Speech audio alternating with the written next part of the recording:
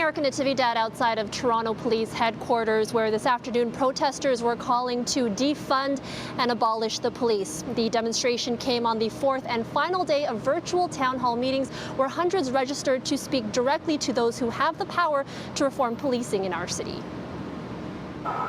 Outside of Toronto Police Headquarters at 40 College Street, a now familiar rallying cry. No justice, no peace, abolish the police. And online, those cries echoed.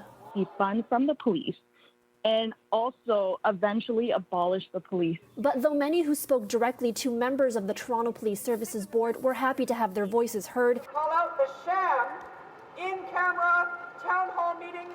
Many protesters outside felt that the town halls, which were held over 4 days to accommodate hundreds of speakers, were a sham.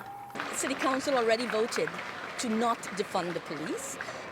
City Council also voted to not demilitarize the police. City Council also voted to institute body cams. One would assume that you would meet with your community first, and then you would vote. Black people under attack, what do we do?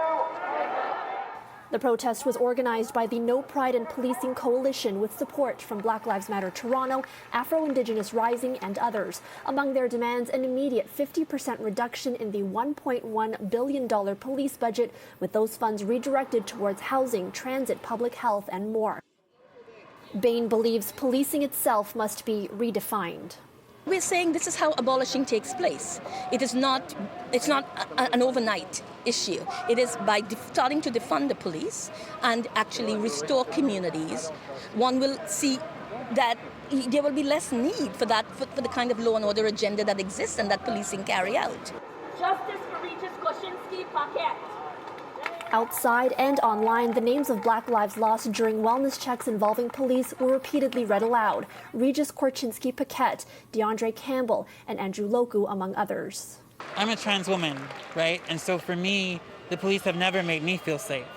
My sisters have complained about being assaulted by police, right? By going to police from being sexually assaulted and telling us that it's our fault. We are listening, and I think taking notes as we go with this. I'm hearing, obviously, the passion. One of the recurring messages throughout the town halls, the public can no longer wait for the board to take action. When this pandemic hit us, we didn't wait to figure out a solution. We quickly figured out what we needed to do. We quickly figured out the steps that we needed to take. You make a really good point with respect to the speed with which we managed to do things during the pandemic. We operated at what I call wartime speed, to make those changes. And I think you're kind of telling us to do the same thing on this change. So message received. Thank you.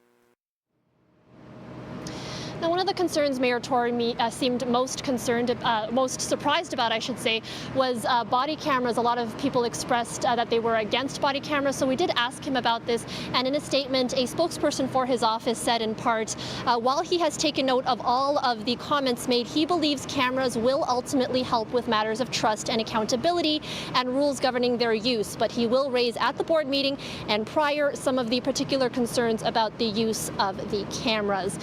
Now, as for next steps, the comments made will be reviewed in summary at the board's meeting on August 18th, and the board's chair said that those comments will help inform them on recommendations going forward.